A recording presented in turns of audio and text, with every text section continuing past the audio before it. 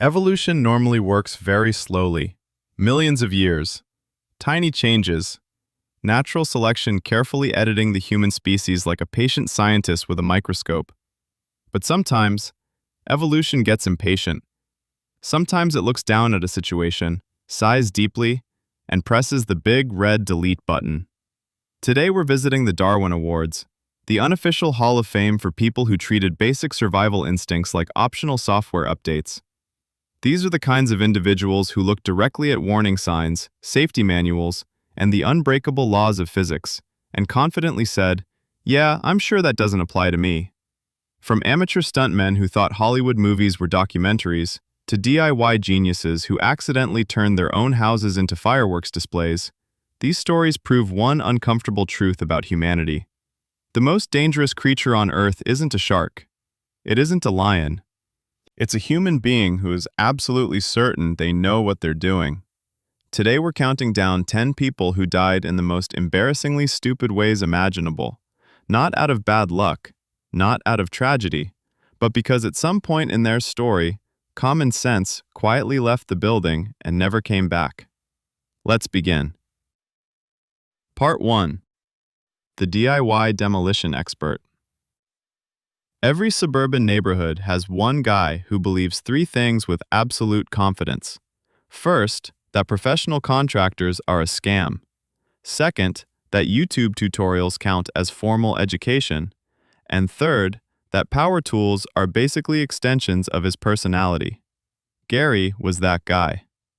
Gary had recently become obsessed with something called the open concept floor plan. If you've watched any home renovation show in the last 20 years, you know exactly what this means. Remove walls so the kitchen, living room, and dining area all merge into one giant echo chamber where everyone can watch each other microwave leftovers. The only small detail Gary ignored was that not all walls are decorative. Some walls exist for a very specific reason. They hold the house up. Most rational humans approaching a demolition project would start with something radical, like checking blueprints, maybe even consulting a structural engineer. At the very least, they might try to identify which pipes or wires are hiding behind the drywall. Gary treated blueprints the same way most people treat software terms and conditions. Scroll, ignore, agree. Armed with a rented industrial demolition saw normally used to slice through reinforced concrete, Gary stood in his living room staring at the wall like a gladiator preparing to battle drywall. His wife had reportedly suggested something controversial earlier that morning: hiring a professional. Gary rejected this idea immediately. According to him, paying someone else to knock down a wall was basically admitting defeat as a man. So he fired up the saw. The engine roared to life. The blade spun at several thousand RPM, loud enough to make the windows vibrate. Gary didn't hesitate.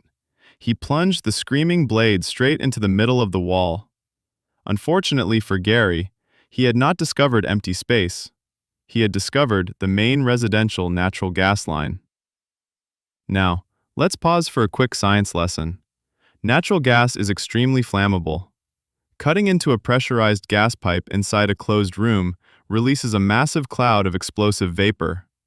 Combine that with a demolition saw throwing sparks everywhere, and you have essentially recreated the conditions of a small rocket launch inside your living room. The blade chewed through the metal pipe instantly. Gas blasted into the room, sparks filled the air, and physics immediately took control of the situation. The explosion that followed didn't just remove the wall, it removed most of the house. Gary's dream of a spacious, open-concept home was technically achieved. The living room now had a beautiful, unobstructed view of the sky where the roof used to be. The Homeowners Association later mailed a violation notice to Gary's surviving mailbox. It politely reminded him that neighborhood guidelines strongly encourage homes to continue having roofs. Gary, unfortunately, would not be around to read it. Part 2. The 10th Floor Engineering Project. Human civilization has produced incredible technological achievements. We built airplanes, we mapped the human genome, we invented the internet. And then there were Brad and Chad. Brad and Chad were college students who lived in two separate apartment buildings facing each other across a small courtyard. The distance between the buildings was about 30 feet. Unfortunately, this meant visiting each other required a brutal and exhausting routine. take the elevator down, walk across the courtyard, and take the other elevator up. A journey that lasted roughly 5 minutes. For normal people, this would be called walking. For Brad and Chad, it was a logistical crisis. One evening, after several beers and an impressive amount of misplaced confidence, they devised what they believed was a revolutionary solution. Instead of using the elevators, they would build a rope bridge between their two 10th-floor balconies.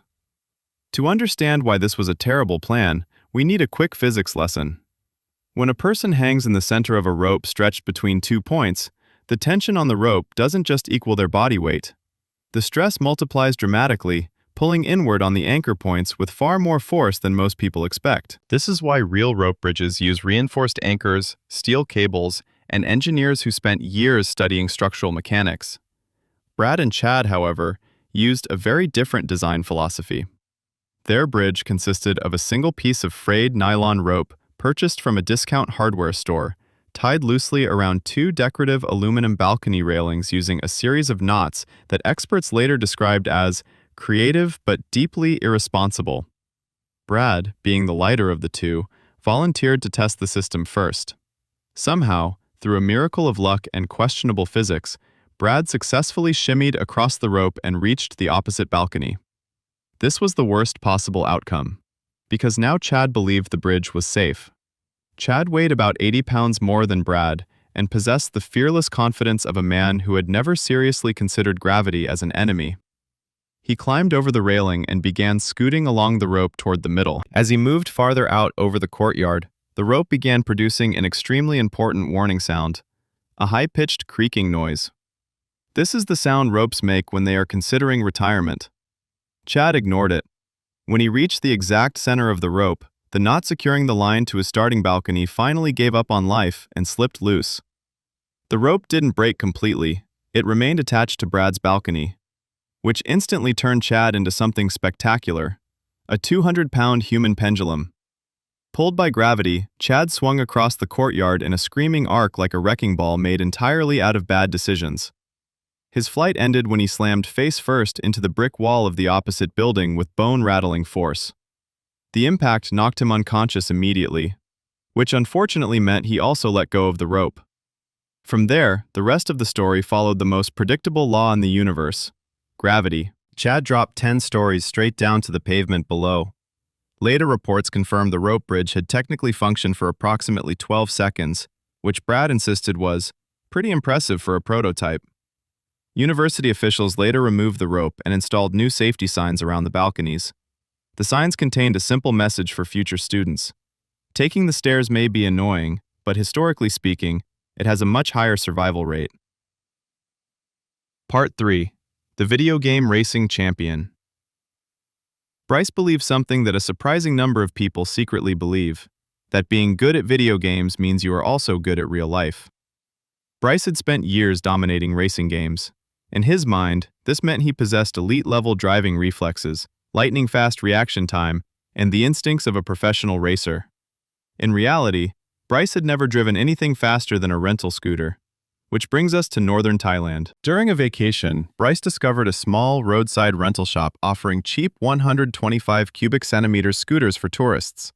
The shop owner tried to follow the usual safety routine, offer a helmet, explain the brakes, and give a brief warning about the dangerous mountain roads nearby. Bryce waved all of this off. Helmets ruined the aesthetic of his vacation photos, and the explanation about front and rear brakes sounded like unnecessary details. After all, Bryce had spent hundreds of hours racing motorcycles in video games. How hard could it be? So he jumped onto the scooter and blasted off up the mountain road with the confidence of a man who had never once crashed digitally. For the first few minutes, everything felt amazing. The wind was warm. The scenery was incredible. Bryce felt like the hero of his own action movie. Then he reached the top of the hill. What Bryce had not noticed on the way up was that the other side of the mountain dropped sharply downward into a narrow road with a steep hairpin turn hugging the edge of a rocky cliff. Now we need a quick motorcycle physics lesson. Motorcycles slow down using 2 brakes, the rear brake for stability and the front brake for most of the stopping power. But grabbing the front brake too hard while moving downhill shifts all the weight forward and locks the front wheel. At that point, the motorcycle stops. The rider does not. As Bryce accelerated down the slope, gravity immediately joined the conversation. The small scooter began picking up speed far faster than Bryce expected. The hairpin turn rushed toward him like a jump scare. Panic took over. Instead of gently easing the brakes, Bryce grabbed the front brake lever with the grip strength of a terrified gorilla. The front wheel locked instantly. The scooter stopped. Bryce continued forward. In a beautiful and tragically aerodynamic motion, Bryce launched over the handlebars and into the air, briefly achieving a spectacular panoramic view of the entire valley below. For one brief moment, he experienced something close to flight. Then gravity finished the story. Bryce landed hundreds of feet below in the rocky ravine, bringing his motorcycle racing career to a sudden and very permanent conclusion. The rental company later recovered the scooter from the roadside with only a few scratches. Bryce's family, however, still received a bill for the damaged paint. Because international rental agreements have a very strict policy, damage deposits are non-refundable, even when the driver is. Part 4. The Hollywood Stunt Genius. Kyle had one lifelong dream: internet fame. Unfortunately, Kyle also had one lifelong misunderstanding. He believed that action movies were basically documentaries. To Kyle, the incredible stunts in blockbuster films weren't the result of stunt teams, safety harnesses, hidden cables, physics calculations, and insurance policies the size of a small country. No. In Kyle's mind, those scenes were just regular guys doing cool things. Which meant he could absolutely do them too. One afternoon in an empty industrial parking lot, Kyle gathered two of his equally questionable friends to film what he believed would be his big viral moment. The plan was simple. Two cars would drive down a straight road at about 45 miles per hour.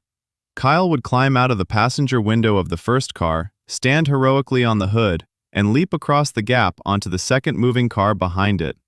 You've probably seen this stunt in movies.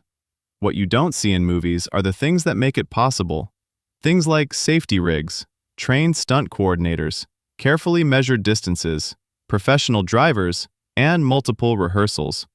Kyle had none of these. He had two cheap sedans, a phone camera, and the famous last words of human history.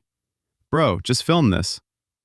As the cars began moving, Kyle climbed halfway out the passenger window and hauled himself onto the hood of the first car. Immediately, the wind began trying to remove him from the vehicle like an unpaid parking ticket.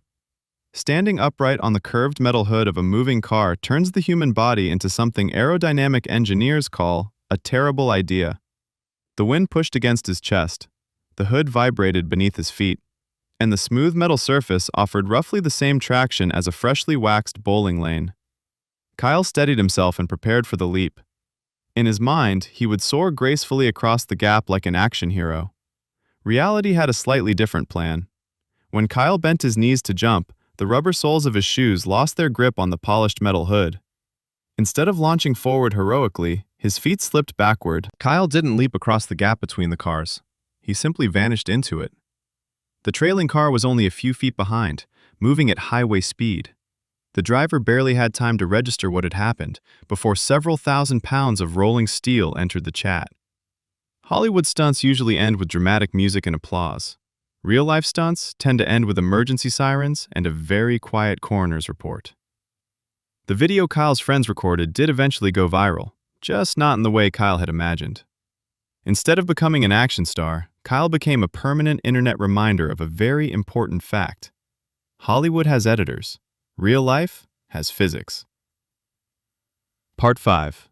The Survival Expert. Todd was the kind of man who believed supermarkets were for weak people. According to Todd, real men didn't buy food wrapped in plastic under fluorescent lights. Real men walked into the forest and foraged like their ancestors. Or at least that's what Todd told people during the survival workshops he charged them for.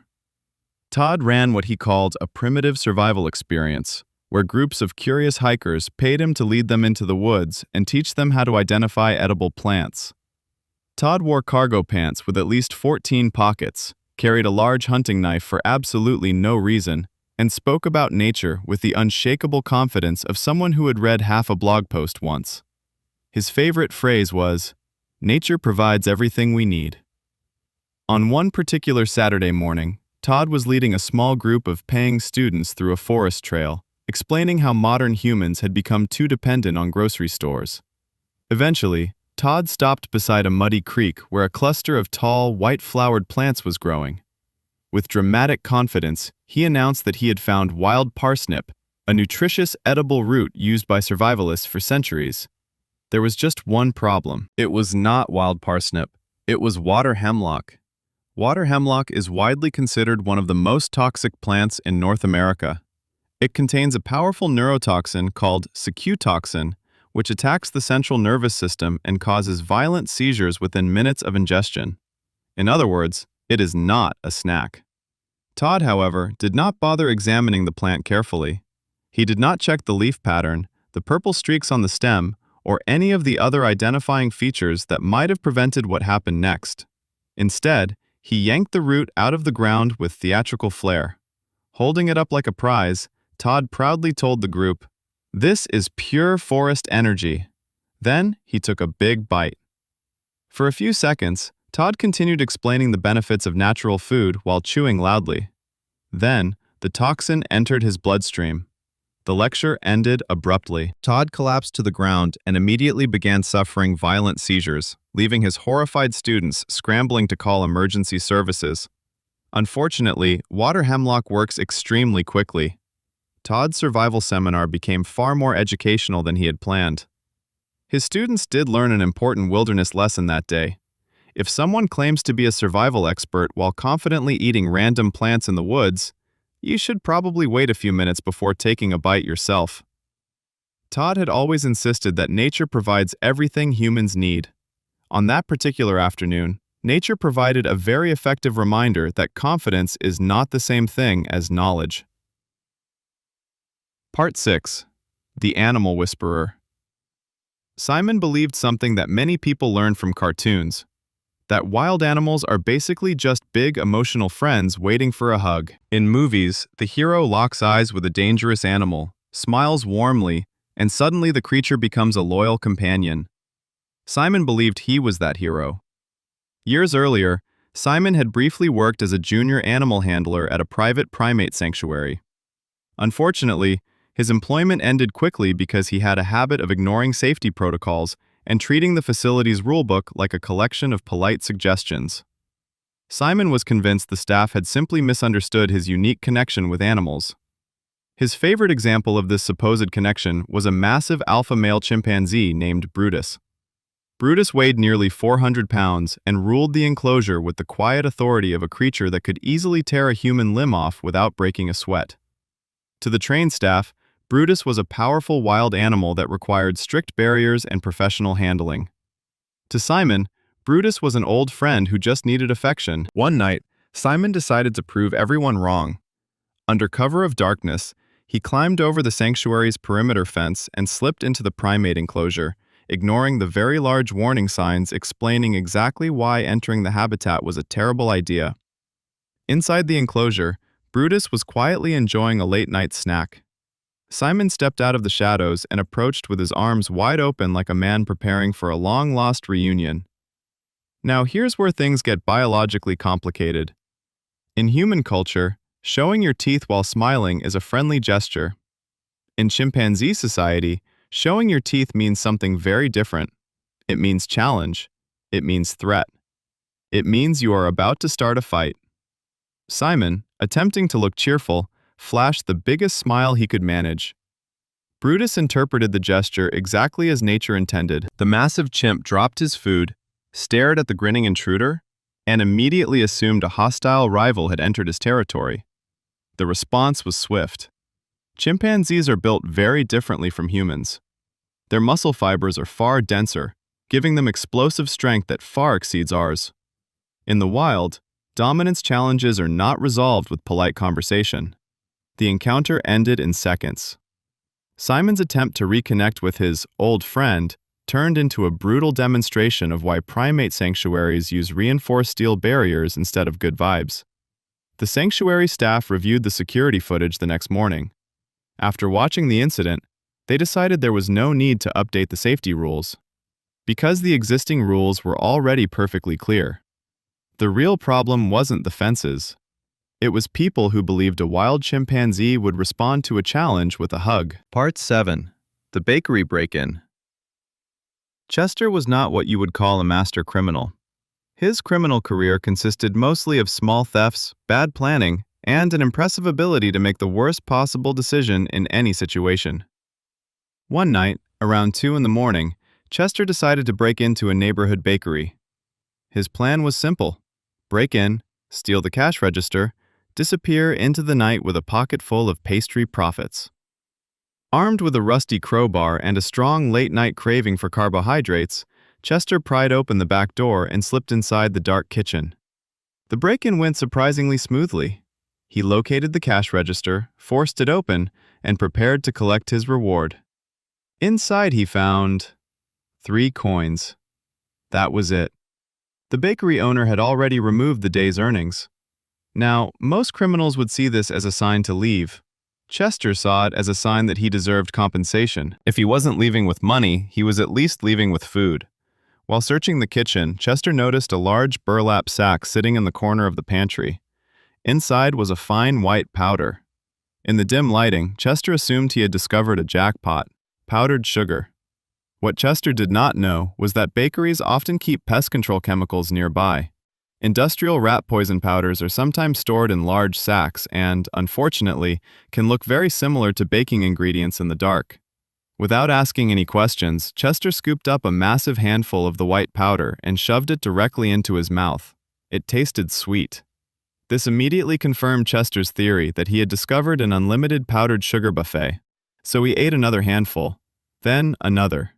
Within minutes, Chester had consumed several large mouthfuls of what he believed was sugar. In reality, he had just eaten a concentrated dose of commercial rodenticide designed to eliminate pests quickly and efficiently. Which, technically speaking, it did.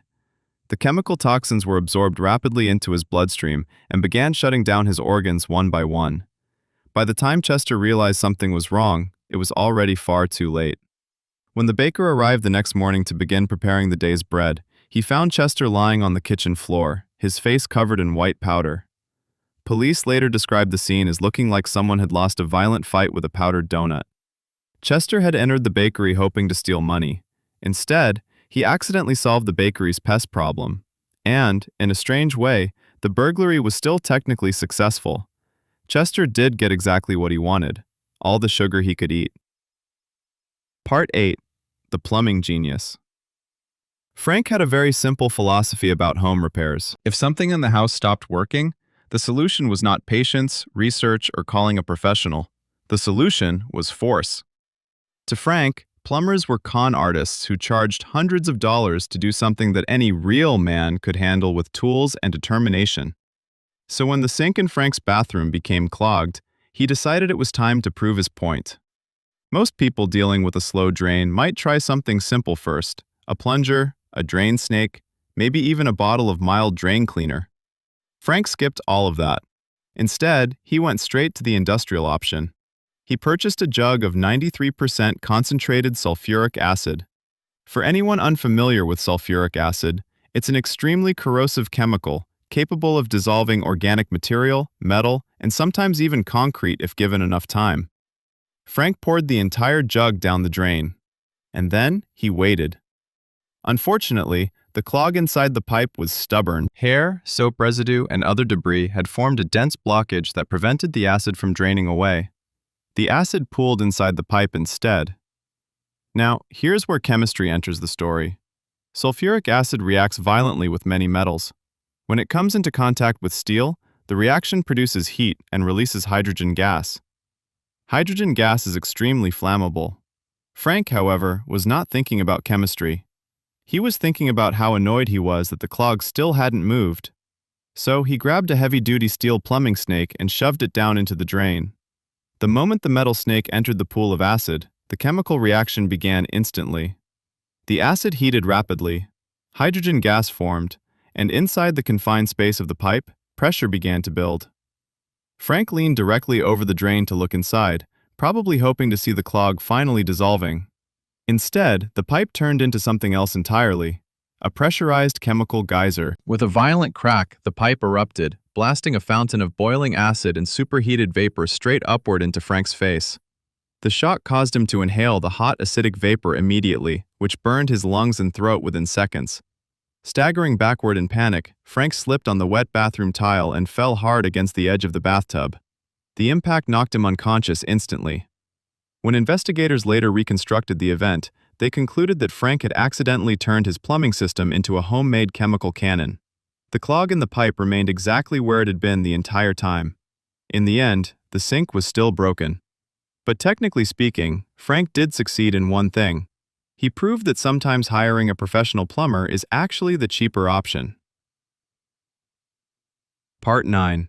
The Breath-Holding Champion. Troy was what the internet likes to call a biohacker, which is a polite way of saying he believed the human body was a machine that could be upgraded through extreme challenges, questionable science, and a large amount of motivational podcasts.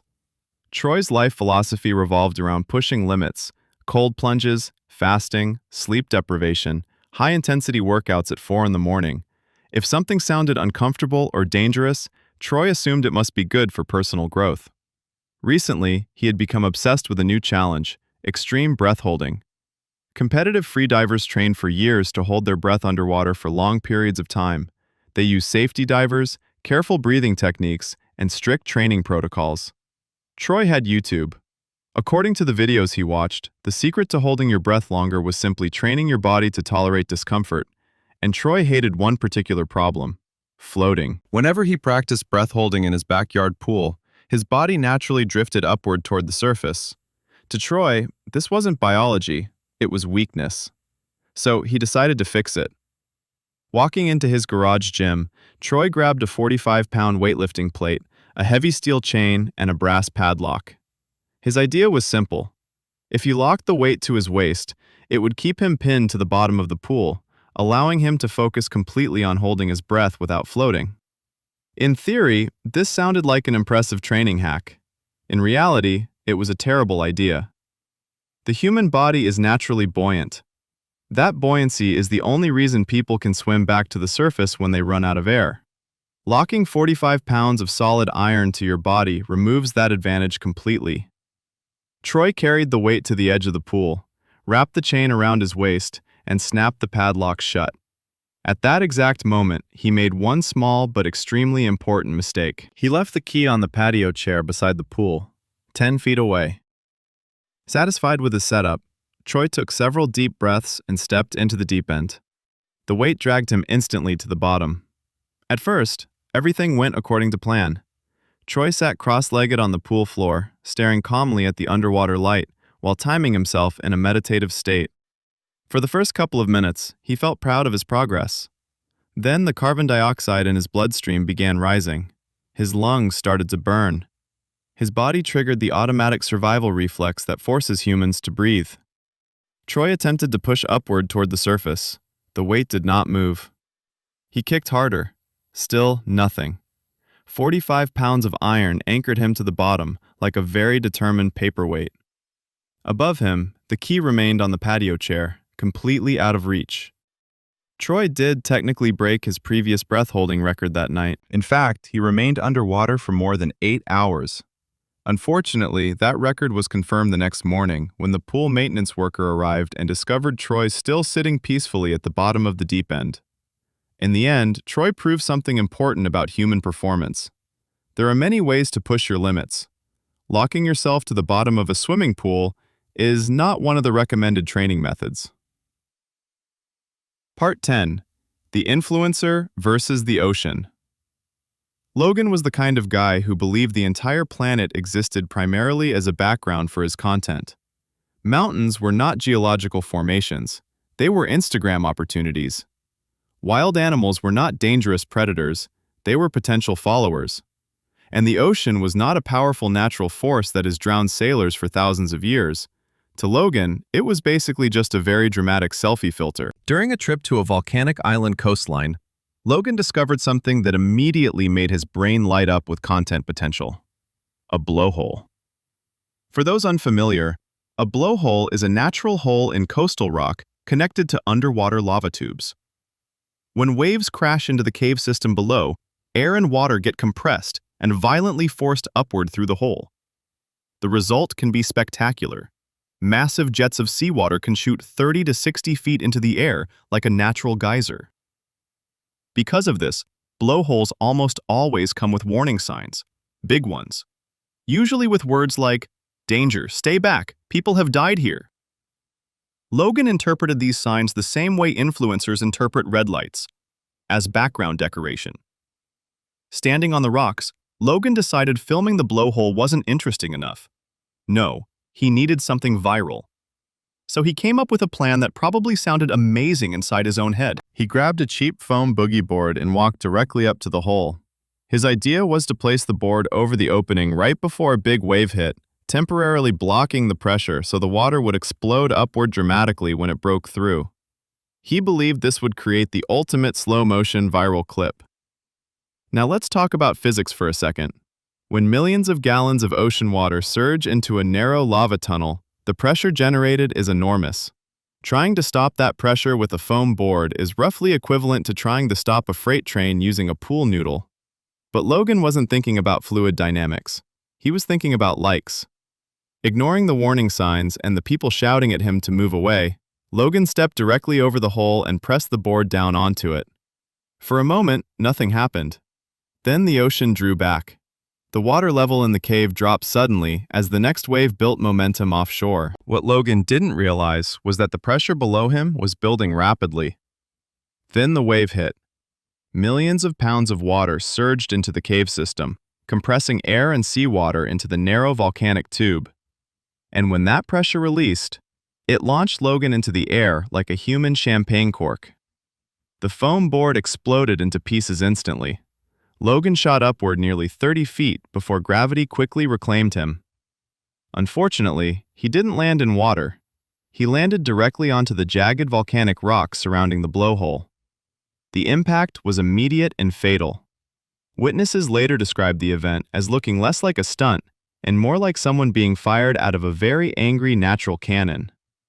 In the end, Logan did achieve exactly what he wanted. The footage of the accident spread quickly online, but instead of becoming a viral influencer moment, it became a permanent reminder posted on tourism websites explaining exactly why people should stay behind the safety fence. The ocean has always been extremely powerful. Logan simply discovered the hard way that it also has excellent timing. So what did we learn today? 10 people, 10 completely avoidable situations, and 10 moments where common sense quietly packed its bags and left the building. A guy turned his living room into an open-concept crater by cutting into a gas line. 2 college geniuses tried to invent a rope bridge because walking 30 feet sounded exhausting. 1 tourist discovered that motorcycles and cliffside corners do not care about video game experience. Another man tried to recreate a Hollywood stunt using nothing but bad judgment and 2 moving cars. A wilderness survival expert confidently ate one of the most poisonous plants in North America, in front of his own students. A man attempted to hug a chimpanzee that had the strength of 5 linebackers and the patience of 0. A burglar robbed a bakery and accidentally poisoned himself with rat killer. A homeowner turned a clogged sink into a chemistry experiment that fought back. A biohacker locked himself to the bottom of a pool trying to beat his breath-holding record. And finally, an influencer discovered that the ocean does not collaborate on content, physics does not negotiate, nature does not compromise, and bad ideas tend to finish the job very quickly. Now I want to know one thing. Which one of these deserves the crown for the dumbest decision on this list? Was it the rope bridge engineers, the backyard breath-holding champion, or the influencer who tried to cork the ocean? Drop your answer in the comments. And if you've ever seen someone do something so unbelievably stupid that you had to stop and stare, tell that story too. Because honestly, human creativity reaches its absolute peak right before common sense collapses. If you survived this video without attempting any of these ideas, congratulations. You're officially ahead of at least 10 people. Hit like, subscribe to Mr. Play Dumb, and stick around. Because somewhere out there right now, someone is yelling, "Watch this!" And that usually means we'll have another episode very soon.